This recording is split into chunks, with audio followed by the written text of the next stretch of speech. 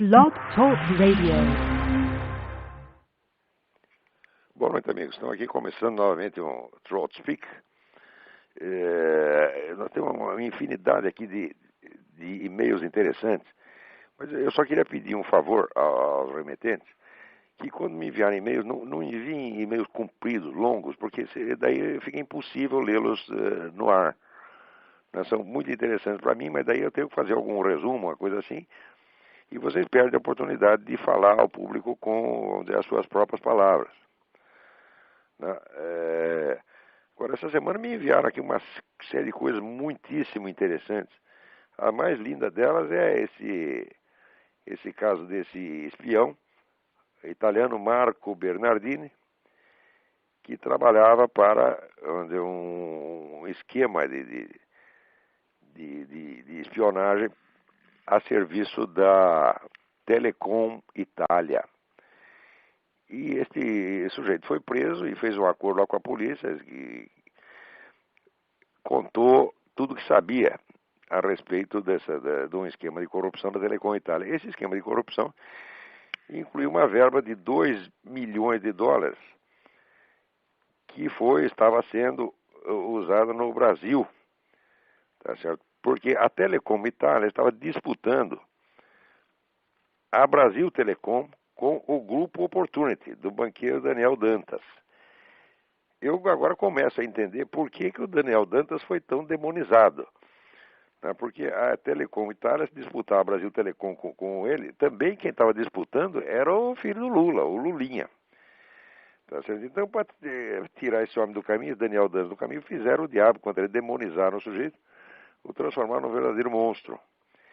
E o detalhe interessante da história é que entre os envolvidos nesse esquema de corrupção estava o então chefe da ABIN, seu Mauro Marcelo. Ora, o caso é escabroso, mas vocês querem saber o que vai acontecer? Não vai acontecer absolutamente nada. Tá certo? Todos eles vão ser premiados pelo mal que fizeram, como sempre tem acontecido.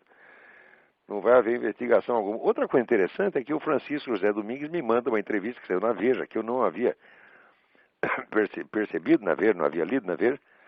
Essa entrevista do Roberto Abdenur, que era o embaixador aqui nos Estados Unidos. É bom vocês saberem que o Roberto Abdenur tinha fama de ser um sujeito governista, ou pelo menos um homem muitíssimo bem comportado. Ele não tem nada de direitista, de antipetista, nem coisa nenhuma. O fato é o seguinte, ele saiu do cargo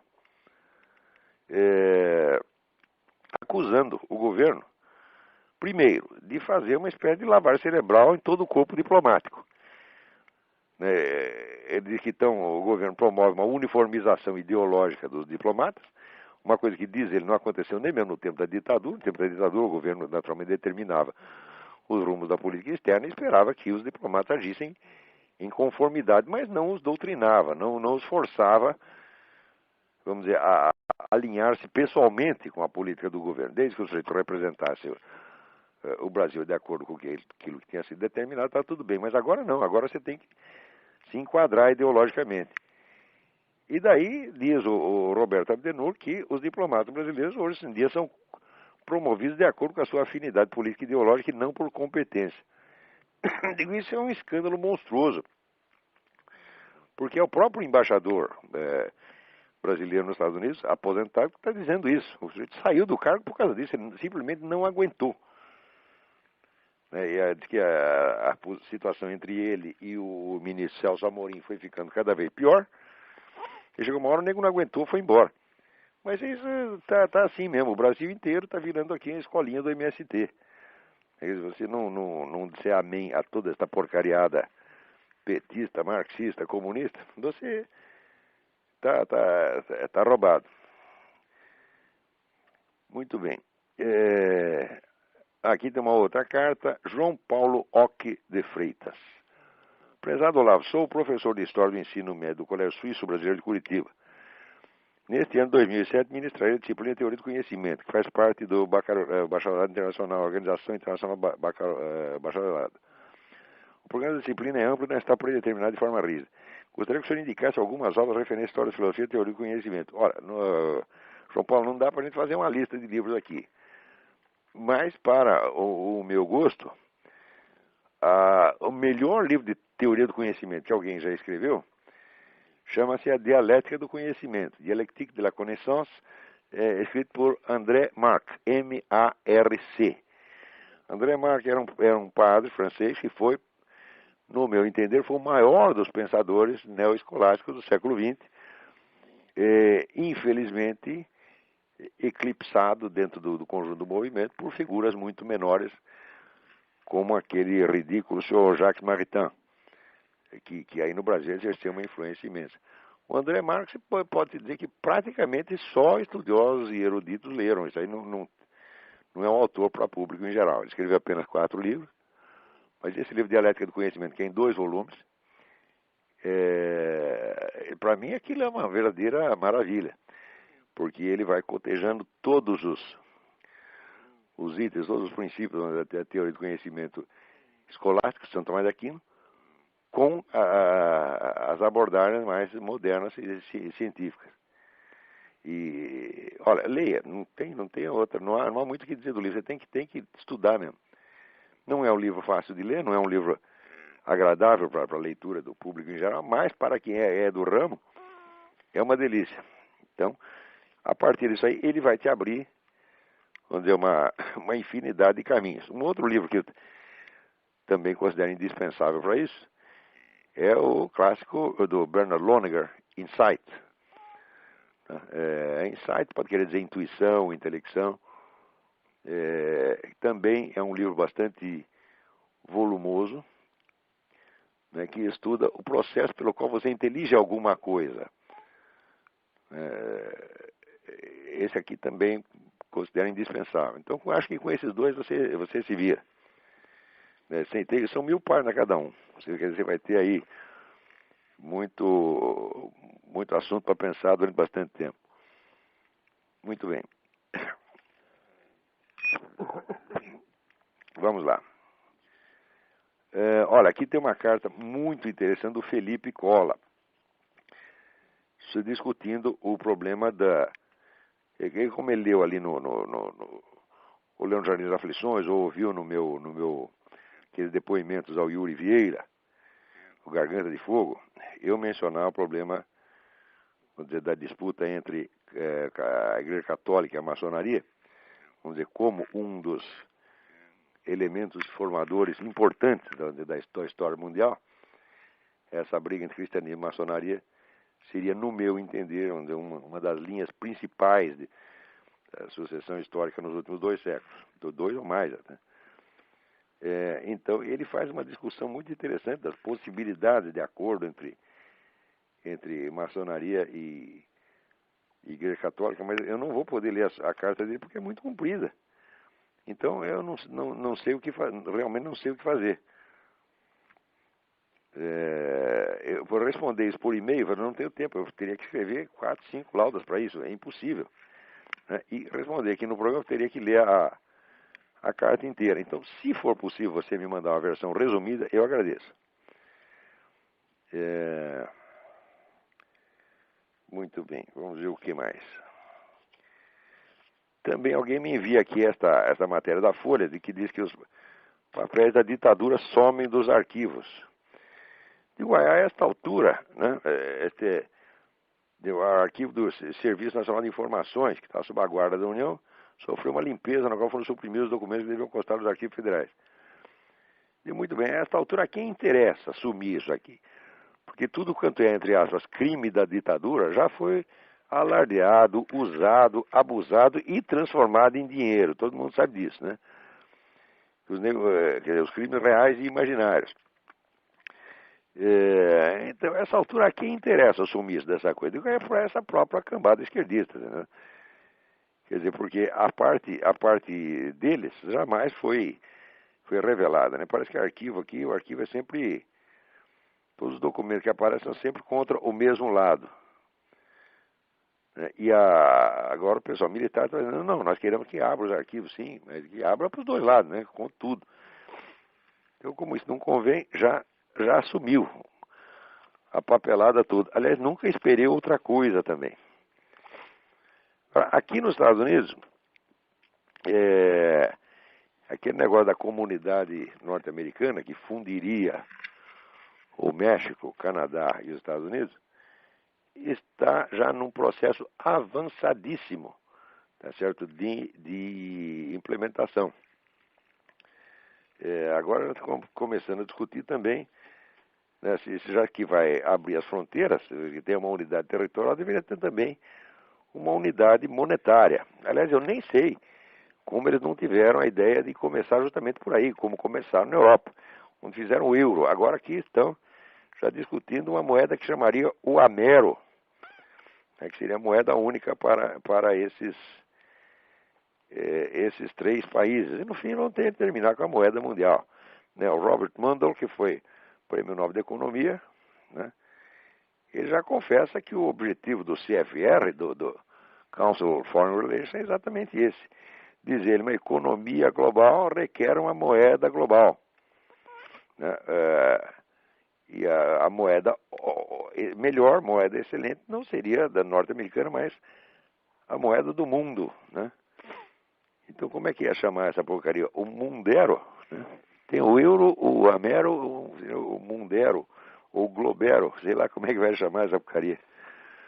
Mas se vocês veem que tudo isso é muito grave, porque todo o processo de implantação dessa coisa não passa pela discussão pública. Isso aí é decidido, vamos dizer, em pequenas comissões técnicas, e do dia para a noite aparece, vamos dizer, implantado e como lei vigente. Né? E ninguém tem a chance de dizer não. Quando você diz não, é tarde, porque a coisa já tá implantada. Vocês viram que já aparece uma ideia, aparece uma sugestão na mídia, como se fosse apenas, vamos dizer, uma ideia para ser discutida. Por exemplo, a eutanásia. Vamos legalizar a eutanásia. Quando aparece a ideia, 6 meses depois a eutanásia não apenas está legalizada, mas a oposição à eutanásia é perseguida e criminalizada. Você vê que a ONU já faz pressão em cima de vários países. Eu ouvi, essa semana estava pressionando Portugal, porque não tinha legalizado a eutanásia. Então, daqui a pouco você não legalizar a eutanásia, você ser contra a eutanásia, será crime. Do mesmo modo, o aborto, o casamento gay, etc, etc. Quer dizer, a população mal começou a receber informação e mal começou a desenvolver alguma opinião a respeito, a desenvolver alguma preferência, e repentinamente aquela coisa não apenas é obrigatória, mas o seu contrário se torna crime. Quer dizer, este é o processo, vamos dizer, legislativo mais tirânico que já existiu na história do mundo, porque não dá tempo de você discutir, você nem sabe de onde apareceu a ideia, e não dá tempo nem de saber que ela já é lei. Quer dizer, antes de você saber que a coisa já é obrigatória, você já está indo para a cadeia porque você é contra. Você vê aqui recentemente a Nicarágua. A Nicarágua está o pessoal da ONU já se mobilizando para processar o governo da Nicarágua por atentado contra os direitos humanos por ser contra o aborto. Quer dizer, você ser contra o aborto é um crime contra os direitos humanos. Do mesmo modo, casamento gay. Você falou contra, você vai para a cadeia. Já tem muita gente indo para a cadeia por causa disso. Na Europa e até em alguns estados americanos também acontece. Quer dizer, aqui varia porque a legislação é muito diferente de estado para estado. Mas tem alguns estados americanos que você não pode abrir a boca contra o movimento gay, porque já é considerado um direito humano, né? O casamento gay é um direito humano já proclamado e em pleno vigor, então você não pode ser contra.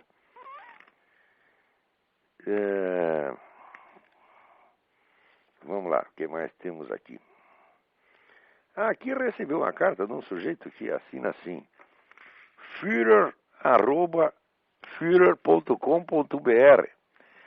E pergunto, pesquisando no Google, me deparei com alguém falando a questão de você ser um nazista. Gostaria de saber se você realmente aprecia a filosofia ideal nazi, pois eu sou apreciador da filosofia ideal. E olha, eu tenho aqui uma sugestão para você, Führer. A sugestão é o seguinte: vai tomar no olho do cu. Você está entendendo?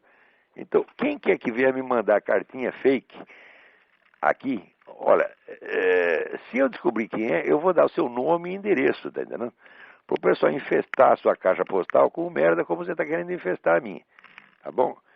Agora, se eu não souber quem é, eu pelo menos dou aqui o e-mail do fulano, que é um e-mail fake, evidentemente, Führer.com.br. Ai, ai, ai. Então, aqui, Kelmer Casotti me escreve: muito me chocou uma semana atrás quando ouvi um pastor falando num programa de rádio que o ponto máximo da evolução do cristianismo seria o perfeito comunismo. E daí ele pergunta aqui: o que de fato é comum às duas doutrinas, cristianismo e comunismo? Cristo era comunista, não precisa ser cristão comunista ou comunista cristão. Bom, algumas semanas atrás eu já expliquei a origem de todo esse movimento, expliquei no artigo do Diário do Comércio a origem de todos esses movimentos ideológicos modernos. Eles se originam, tá certo, dentro da igreja, tá certo, mas se originam de um movimento evidentemente herético. Esse movimento começa a aparecer, vamos dizer, entre os séculos, se desenvolve sobretudo entre os séculos XIII e os séculos XVI, são chamados movimentos revolucionários messiânicos, que visavam, que era meia dúzia de monges, teólogos, etc., que, desesperados com a confusão que havia na época, a confusão causada, sobretudo, pelo surgimento dos estados nacionais. Na medida que cada nação começou a ter ambições imperiais por sua conta, aquilo quebrou a unidade do Império Medieval e criou uma bagunça geral. Dentro dessa bagunça, evidentemente, surge a corrupção, ateísmo, banditismo, etc. Então, meia dúzia de monges, desesperados com isso, decidiram criar uma espécie de nova ordem mundial. Aliás, usaram esse termo. Esse termo foi inventado por João Amos Comênios, que é um educador da época, um cara importante na evolução da pedagogia, mas que também foi um teórico político da mais alta importância, que é inventor da expressão novus ordo seclorum, que seria, então, vamos dizer, a nova ordem mundial cristã. Quer dizer, os caras iam implantar o reino do Cristo na Terra a ferro e fogo. E, com isso, desenvolveram a ideia de um tempo futuro, um tempo histórico futuro, que seria, então, vamos dizer, o reino de Deus na Terra. E, portanto, seria já o efeito do juízo final. Quer dizer, com isso, veja a sutileza do negócio, é que transforma o juízo final. O que é o juízo final na Bíblia? O juízo final é o fim dos tempos históricos. Quer dizer, é a absorção da totalidade dos tempos na eternidade. A eternidade é, vamos dizer, como definia Boécio, é a posse plena e simultânea de todos os seus momentos. É a somatória de todos os momentos transcorridos e transcorríveis, momentos reais e possíveis.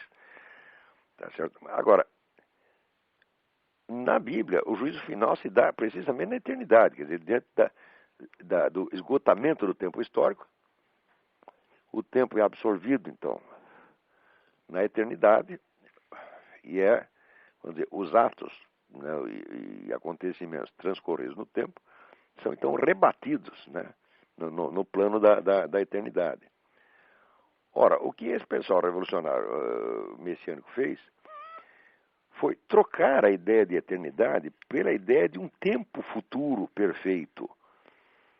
Note bem que, na perspectiva da Bíblia, o sentido da história aparece somente na eternidade. Quer dizer, a história é um transcurso de acontecimentos, um transcurso mais ou menos anárquico, mas, visto, rebatido no plano da eternidade, esse transcurso histórico ele adquire uma forma total. E como ele adquire uma forma total, justamente porque acabou, né? Quer dizer, quando acaba o tempo, então, tudo que transcorreu dentro dele deixa de ser um fluxo e adquire uma figura. Quer dizer, mais ou menos como uma partitura de música, né? A música transcorre no tempo, mas na partitura todas as notas estão ali ao mesmo tempo. Então, nesta passagem do transcurso temporal para a eternidade, a história humana total adquire uma figura e pode, portanto, ser julgada. Esse fulano não entender bem isso e fizeram do juízo final um momento futuro do tempo a ser alcançado mediante a ação humana. Quer dizer, pela nossa ação, nós vamos acabar aqui com a bagunça terrestre e instaurar o reino final do Cristo, que durará eternamente. Então, esse momento futuro, né, qualquer momento futuro, você sabe perfeitamente que quando ele chegar, ele não vai ser mais futuro, ele vai ser apenas mais um momento do tempo. né? Então, o que esses camaradas fizeram foi atribuir a um momento do tempo futuro o prestígio, o valor e a autoridade da eternidade. O que é um erro, simples erro lógico, mas um erro lógico monstruoso. Nenhum momento futuro pode ser um momento eterno. Qualquer momento futuro, quando ele chegar, ele vai passar como todos os momentos, né? E vamos dizer, a coisa mais característica de viver dentro do tempo histórico, como nós vivemos, é de que ninguém conhece o movimento da história na sua totalidade. Você só conhece um pedaço da parte que já transcorreu e você é capaz um pouco de conjecturar o futuro. Então, na medida em que fizeram isso, eles inverteram radicalmente o sentido do juízo final bíblico. Tá certo? Então, em vez do juízo final ser uma passagem à eternidade, ele é um momento do futuro a ser alcançado mediante a construção de uma sociedade perfeita. Isso é a maior perversão que pode existir da doutrina cristã. Porque primeiro atribui a esses mesmos monges e reformadores o papel de Deus, que é de fazer o juízo final. Segundo, ele inverte as relações entre tempo e eternidade, atribuindo a um momento do tempo o prestígio e o valor da eternidade. Então, isso aqui não é uma doutrina cristã, isso é uma doutrina anticristã, tá certo? Que aparece numa certa época e adquire, por força, vamos dizer, da ação política, um poder extraordinário. Esta é a origem de todas as ideologias revolucionárias modernas. Ou seja, a característica das ideologias revolucionárias é desejar alcançar esse momento de perfeição, né, da sociedade, através da construção de uma sociedade ideal, uma sociedade perfeita.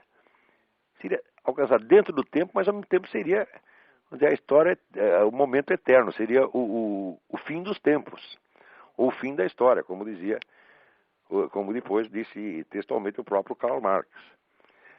Confundir isso com o cristianismo foi exatamente o que esses monges fizeram, esses malucos dos séculos XIII e XVI.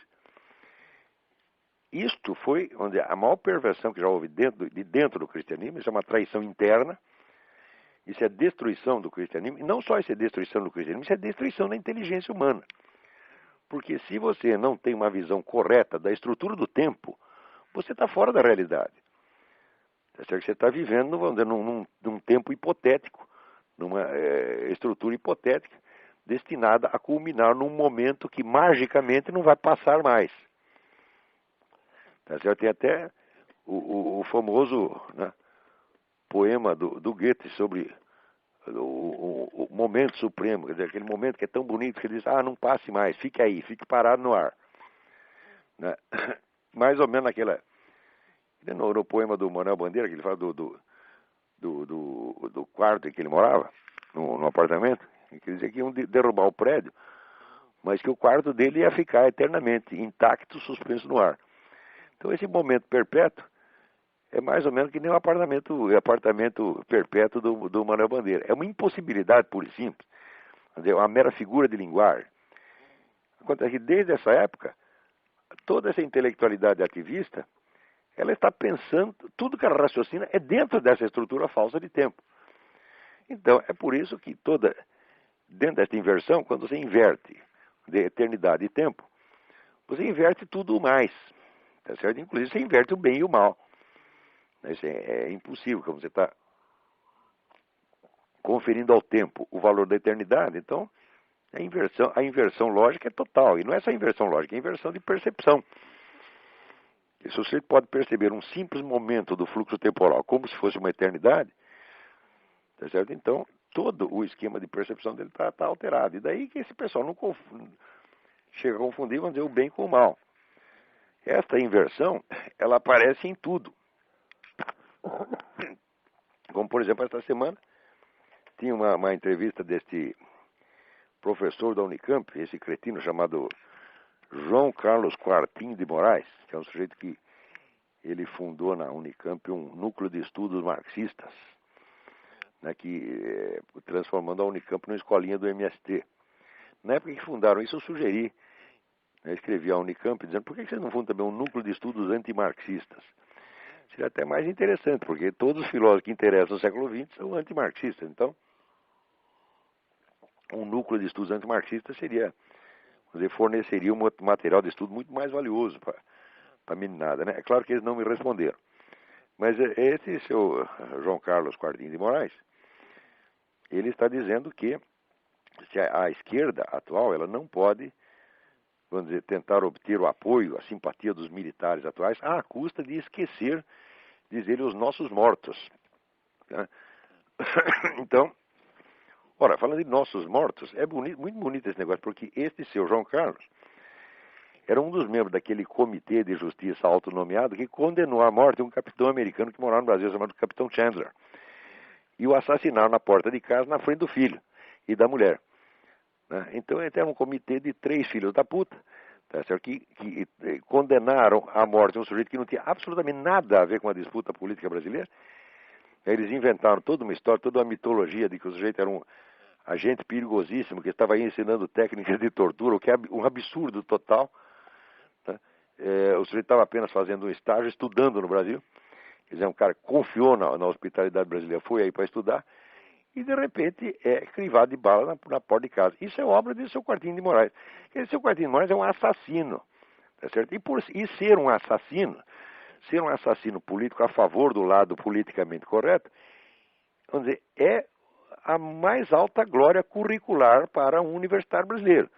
E por isso mesmo ele tem a sua importância na Unicamp. Então, quer dizer, um assassino que fica chorando dos nossos mortos e trata o morto do outro lado como se fosse, vamos dizer, um detrito numa lixeira, é evidentemente um sujeito que tem uma vamos dizer, consciência moral completamente torta, distorcida, doente, tá certo? É um sociopata, obviamente, tá certo? E justamente por ser um sociopata, adquire uma importância, vamos dizer, um prestígio universitário fora do comum. Então, é o negro que chora os nossos mortos. Os seus mortos, que se dane, os seus mortos são lixo. Quer dizer que, veja, a condição humana, salvo engano, é uma condição biológica da qual todos nós participamos. Nenhum ser humano pode conferir a condição humana ao outro, tá certo? Mas, na perspectiva desse seu João Carlos Quartim de Moraes, a condição humana, ela depende da sua posição política. Conforme a sua posição política, você é gente, então você merece ser pranteado e homenageado depois que morreu. Agora, se você está do lado errado, isso não existe. Né? Então só existem os nossos mortos. Os seus mortos são lixo. Isso é uma distorção monstruosa da consciência moral. Essa distorção é comum a uma infinidade de intelectuais ativistas, militantes, são todos eles assim. Né? Todos eles choram, vamos dizer, porque desapareceu 376 terroristas brasileiros, eles choram pra caramba. Agora, se Fidel Castro mata 500 mil pessoas no continente inteiro, isso não é para chorar, isso não é nem para ligar, isso é um detalhe de somenos, né? É um detalhe na história, como vamos dizer, como os judeus que morreram na Segunda Guerra eram um detalhe para o tal do seu Le Pen, que é outro, evidentemente, também um cara de uma perspectiva revolucionária. Esse movimento fascista europeu é também um movimento revolucionário utópico que visa criar uma sociedade que era perfeita no entender deles. Então, a perda da estrutura real do tempo é a perda da noção de realidade e a distorção completa da percepção humana. Então, você dizer que isso é cristianismo, eu digo, bom, é cristianismo no sentido que uma nota falsa de $100 é uma nota de $100.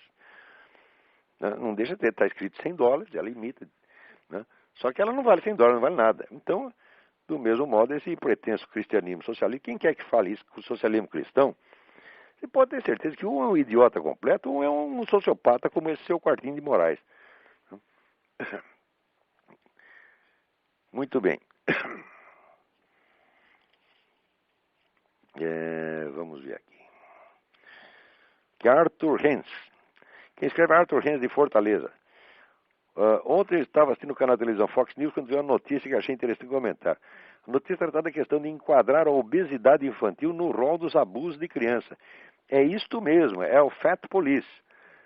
Né, você tome cuidado, porque daqui a algum tempo, se o seu filho for gordo, você vai para a cana. Tá certo? Eu mesmo comentei num artigo umas semanas atrás, da lista de produtos que na Inglaterra já é proibido anunciar na televisão, como por exemplo ketchup, mostarda, né, uma série de bolinhos, alguns refrigerantes, etc, etc. Tudo isso já está sendo criminalizado, como os cigarros já foram criminalizados. Agora, ao mesmo tempo, você veja que coisa interessantíssima. A ascensão dos democratas aqui ao Congresso americano, a vitória dos democratas nas eleições para o Congresso, trouxe para o Congresso um tal deputado, seu Kucinich, esqueci o primeiro nome dele, que é o grande apóstolo da liberação da maconha. De maneira que a liberação da maconha já entrará, né, em linha de discussão para os próximos anos. E pode ter certeza que daqui a alguns anos quem for contra a maconha será um criminoso. Agora, se você fumar um cigarro na rua ou der um sanduíche com ketchup para o seu filho, você vai para a cana. Não se espantem de que todas estas novos regulamentos e novas leis que estão aparecendo junto dentro do contexto, né, desse projeto globalista, Nova Ordem Mundial, todos eles têm um aspecto psicótico, tá certo? E, evidentemente, grotesco. Então, isso se deve exatamente ao que eu estava falando agora. Quer dizer, todo o movimento revolucionário moderno, ele se baseia numa perda da noção de realidade, uma destruição da estrutura do tempo e, portanto, a destruição da percepção da realidade. Então, não é de estranhar que apareçam, vamos dizer, leis aberrantes uma atrás das outras. Agora, o terrível é que as pessoas que não compartilham dessa doença da percepção, dessa perda da percepção da realidade, vão ter que viver dentro da realidade inventada por esses psicóticos. E nós vamos ter que declarar que todas essas loucuras que inventaram são tudo realidade. Quer dizer, o sujeito vai dizer para nós assim, olha, 2 mais 2 é 5. E você vai ter que repetir, é 5, sim senhor. Você está entendendo? Né? Os rios correm para trás. Você vai dizer, os rios correm para trás. Os urubus voam de costas. E você vai ter que repetir tudo isso, dizer sim senhor, é verdade. E se você disser o contrário, você será não apenas um criminoso, como você também será um desajustado social. Né? Quer dizer, é muito difícil você se ajustar dentro de um mundo psicótico, né, como esse. Mas é isso realmente que eles estão obrigando, né, a fazer. Então é esse mais ou menos o mundo em que vocês vão ter que viver no futuro. Então me dê um momentinho que eu vou procurar aqui mais um e-mail aqui.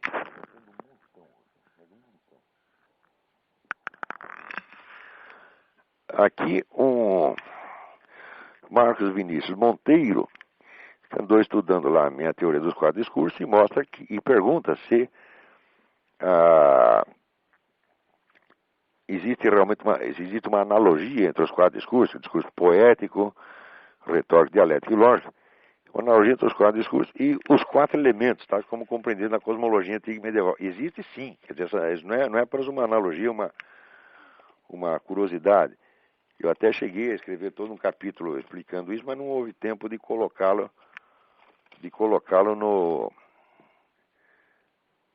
no livro que eu escrevi sobre Aristóteles. Talvez numa segunda edição eu possa aumentar com esse capítulo. Espero que sim.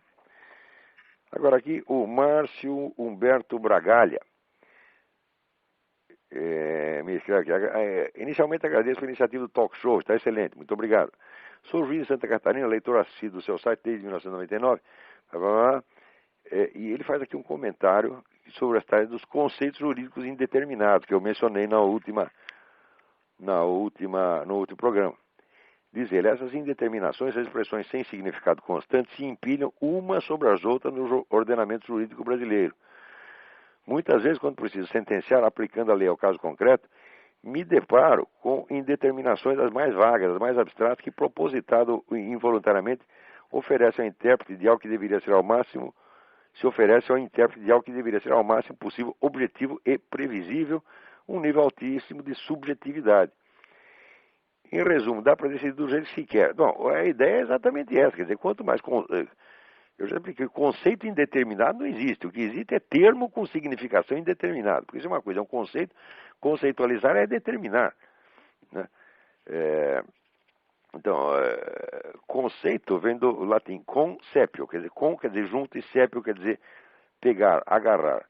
E então, o que significa o conceito vamos dizer, uma estrutura verbal que lhe permite, ao mesmo tempo, vamos dizer, agarrar uma ideia que está dentro da sua mente e você agarrar também o objeto, a referência objetiva dele, né, no mundo, no mundo exterior, no mundo objetivo.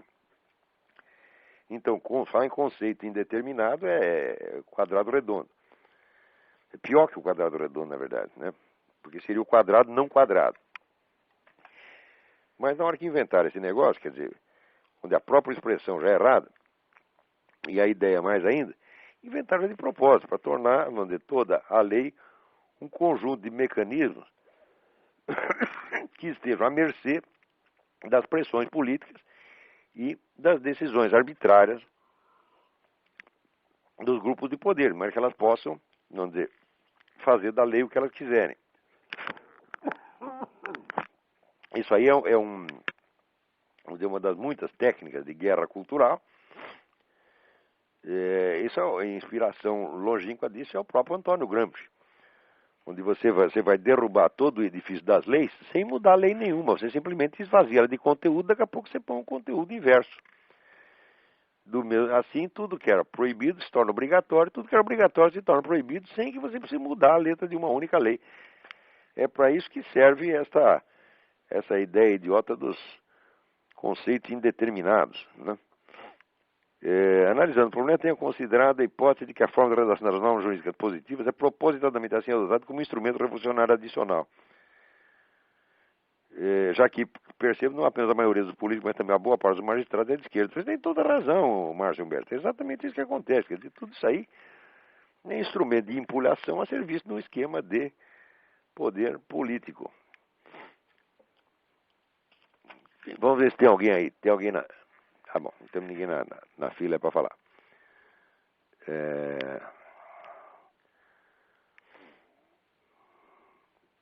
Vamos ver. Alguém me manda aqui um artigo escrito em 1999,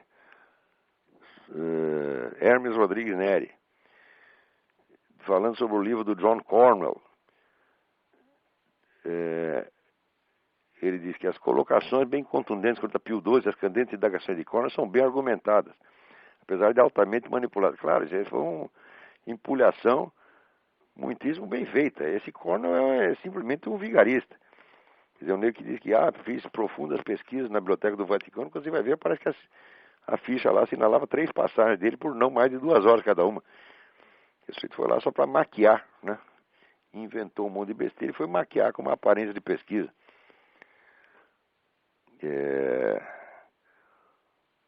Vamos ver. Muito bem, o que mais que nós temos aqui?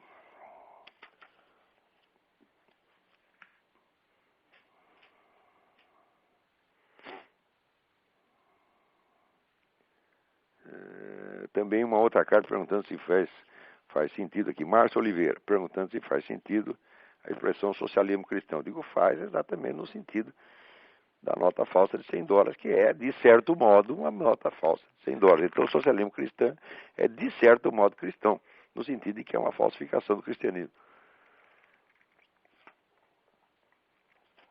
Agora está aqui um outro pergunta. Vamos lá. Leonardo. Estou cada dia mais interessado sobre os movimentos tradicionalistas. No entanto, já posso citar algumas besteiras ainda pregadas por esses arautos da pureza católica. Desde já digo que sou um conservador, tenho um profundo respeito à tradição da doutrina da Igreja, que tomei como minha, independentemente do Concílio Vaticano II. Mas como não aceitar o ecumenismo, a união entre os cristãos para um diálogo e entendimento, buscando o que mais une que o desune? Bom, aí é o seguinte, eu vejo que muitos desses grupos tradicionalistas, eles têm, até por uma questão reativa, quer dizer, até pelo escândalo que sofreram durante o Concílio Vaticano II, eles às vezes se apegam a uma noção um pouco tacanha, tá certo? Do que seja a doutrina, e vamos dizer, ficam imbuídos num sacrossanto horror, por exemplo, ao protestantismo, a Igreja Ortodoxa, etc, etc.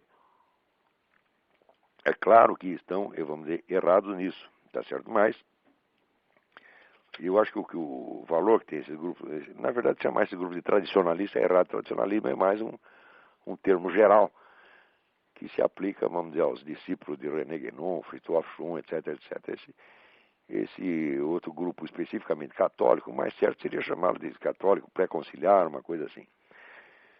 Note bem que o grupo ligado ao Monsenhor Lefebvre, né, eu conheci algumas dessas pessoas, tenho o máximo respeito por elas, quer dizer, não posso acompanhá-las em todos os seus julgamentos, mas eu acho que essas pessoas eram o que havia de melhor na Igreja Católica e justamente esses foram jogados fora. Né? Não sei se você sabe, mas esse pessoal, por exemplo, da Teologia da Libertação, que é o pessoal que propunha a inversão do cristianismo, nenhum foi jamais excomungado. No máximo, se pediu lá ao Leonardo Boff, então, o que eles chamam silêncio obsequioso, quer dizer, você ficar quietinho durante um tempo, depois você volta a falar aquela besteirada toda. Né? O silêncio obsequioso foi exatamente o que se pediu ao Galileu. Ó, você fica quieto durante 3 meses, depois volta a falar tudo do mesmo jeito. Agora, o pessoal conservador, pré-conciliar, esses foram excomungados mesmo. O Dom Castro Maia foi excomungado, o Marcelo Lefebvre foi excomungado. Mas isso foi excomungado por quem? Foi excomungado por gente que já estava auto-excomungada pelo Pacto de Metz. Então essa excomunhão não vale absolutamente nada. Então, no Rio de Janeiro havia um grupo tradicionalista criado, tradicionalista conservador, pré-conciliar, criado pelo Gustavo Corsão. E depois que foi continuado por um amigo meu, o Dr. Júlio Flechman. O Dr. Júlio Flechman era um judeu que se converteu ao catolicismo por influência do seu amigo Gustavo Corsão, e que quando morreu o Corsão, ele que ficou com, vamos dizer, com o encargo de continuar a liderança desse grupo pré-conciliar. O Dr. Júlio foi uma das melhores pessoas que eu conheci na minha vida, tá certo? Era um homem de uma honestidade e de uma coragem, de uma sinceridade a toda prova, tá certo? Um homem, vamos dizer, fiel não só à igreja que ele escolheu, como também à memória do seu mestre Gustavo Corsão. E agora só agora fiquei sabendo que o Dr. Júlio morreu recentemente. Ora, não precisava concordar com todas as ideias e interpretações que o Dr. Júlio fazia sobre todos os itens da disputa da disputa eclesiástica. Mas eu sei o seguinte, eu sei que qualquer coisa que se dissesse contra esse grupo era mentira. Porque eram as pessoas mais honestas que tinha no Rio de Janeiro. E, no entanto, a Arquidiocese do Rio, na época, fez o diabo com essa gente, quer dizer, perseguiu, mentiu, quer dizer, oprimiu. O Dr. Júlio conta isso no seu livro de memória, que se chama A Crise é de Fé e é Grave, que foi editado pela editora Permanência. Vocês podem ter notícia disso através do site, eu não lembro se é permanência.com.br ou permanência.org, mas é um dos dois. Dei uma olhada nisso. Então, eu tomei por norma o seguinte, eu não discuto doutrina com esse pessoal tradicionalista. Quer dizer, eu não o sigo, mas eu não admito que ninguém fale mal deles, tá entendendo? Porque a pessoa tem para falar, isso aí eu critico, até alguma autoridade moral tem que ter. Tá certo? E eu não conheço dentro da Igreja Católica quem tenha mais autoridade moral do que essa gente, tá certo? Que, vamos dizer, pagou, que sofreu pela sua fé, que viveu num espírito de sacrifício e de fidelidade à Igreja milenar. A gente tem que aprender vamos dizer, a respeitar os valores efetivos, tá entendendo? E também, veja, eu não vou ficar discutindo detalhes doutrinais com um grupo minoritário que está perseguido e oprimido. Isso eu não faço. Tá certo? O dia que este grupo tiver, vamos dizer, reconquistado o seu lugar, o lugar que merece dentro da igreja, merece muito mais do que esse pessoal que está na alta hierarquia hoje, o dia que eles tiverem sua liberdade, sua segurança, tá certo? E seus direitos assegurados, então eu posso discutir com eles, mas até lá não. Então, parece que é uma pessoa na linha aí, vamos ver quem é. Alô? Alô? Alô? Sim, quem está na linha? É João Paulo aqui de Santos. Oi, tudo bem? Tudo bom. Olavo, lendo o seu site, algumas coisas que você escreve no jornal e também alguns sites da internet, às vezes eu fico na dúvida, e tem pessoas que acham que, na verdade, o grande, assim, perigo, vamos colocar entre aspas, que a sociedade ocidental enfrenta hoje seria o radicalismo islâmico. Mas tem gente que acha que não, que na verdade continua sendo a Rússia e a China. Eu queria saber o que você acha, qual é o papel da Rússia hoje e como é que você vê essa questão? Bom, você precisa ver o seguinte, existem vários planos de dominação mundial que estão ou concorrendo ou colaborando no mundo atual. O velho plano, vamos dizer, comunista, ele continua aí, quer dizer, o risco que a Rússia e a China ofereciam, ele continua presente. Mas ele está concorrendo, vamos dizer, com o esquema globalista desse pessoal, vamos dizer, milionários, Rockefeller e Morgan, etc., que são os inventores, vamos dizer, do globalismo neossocialista, que seria o globalismo dos organismos mundiais, né, como ONU, Unesco, etc., etc. E você tem, em terceiro, vamos dizer, o projeto islâmico, que também, vamos dizer, é explicitamente votado a dominar o mundo. Não tem sentido você perguntar qual desses é o mais perigoso, tá certo? Porque o perigoso é a concorrência entre eles. Quer dizer, quer eles concorram, quer colaborem, são planos de dominação mundial. Veja, existir um plano de dominação mundial já é um absurdo. É porque você veja, por exemplo, se você pegar 2 milênios de história da Igreja Católica, a Igreja Católica jamais quis dominar o mundo. Quer dizer, a base do Império Medieval era o reconhecimento da diferença entre a autoridade espiritual e o poder temporal. Sim. Quer dizer, o poder temporal é que podia se organizar, então, internacionalmente, nacionalmente, do jeito que ele bem entendesse. Certo. Claro que a igreja queria espalhar a sua influência por todo mundo, mas se espalhar a influência por todo mundo é uma coisa, dominar, quer dizer, espalhar a influência por todo mundo é simplesmente obedecer a ordem do Cristo, ir por toda parte e fazer prosélitos. Isso a igreja fez. Mas ela jamais quis criar um sistema político mundial que ela estivesse no topo. E hoje em dia, ter um esquema de dominação mundial parece que é vamos dizer, uma banalidade, todo mundo quer. Daqui a pouco eu vou inventar o meu plano de dominação mundial também. E como é que você vê o Vladimir Putin, o futuro da Rússia? Olha, eu acho que qualquer país que tenha passado pelo comunismo, eu acho que não se recupera mais. Eu acho que a Rússia hoje é uma extensão da máfia. Se falar governo russo e máfia russa é exatamente a mesma coisa. Eu sugiro que você leia o livro da Claire Sterling, que era uma repórter do Seleções do Reader's Digest, uma excelente repórter, que foi a mulher que descobriu a trama da KGB para assassinar o Papa. Ela escreveu esse livro chamado Thieves' World, o Mundo dos Ladrões, em que ela mostra, vamos dizer que já na primeira metade da década de 90, vamos dizer, as várias máfias locais que tem no mundo, máfia italiana, máfia chinesa, etc., já tinham sido todas unificadas sob o comando da máfia russa. Certo. Então, a partir desse momento, acabou as guerras de máfia, não sei se você percebeu. Certo. Não tem mais guerra de máfia, agora é tudo irmãozinho.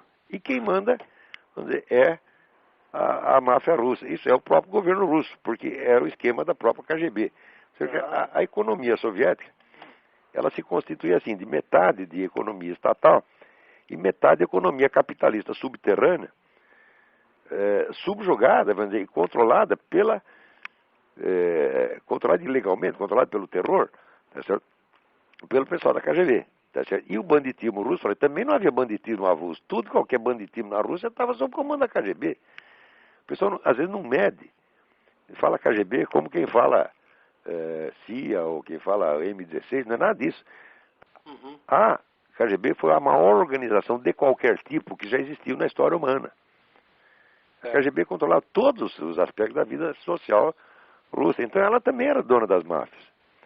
Quando acabou o comunismo, entre aspas, não fez diferença nenhuma, porque os caras que estavam no poder são os mesmos que estão até hoje. Usando meios bastante parecidos com os que usavam na época. Tá certo? Então, eu não vejo outro futuro para a Rússia senão continuar sendo roubada eternamente. Certo. Não consigo conceber, eu espero que não seja assim, porque é um grande povo, o russo é um povo maravilhoso. Né? Eu espero que haja uma luz no fim do túnel, que a Rússia ainda possa ter alguns dias vamos dizer, de paz, de liberdade, mas eu não sei como. Deus talvez saiba, mas eu não sei. Tá, joia. Tá bom? Tá bom, muito obrigado. Obrigado, eu. Tem mais alguém na linha aí? Então, vamos encerrando o programa, que Já completamos o nosso tempo. Muito obrigado a todos e até a semana que vem.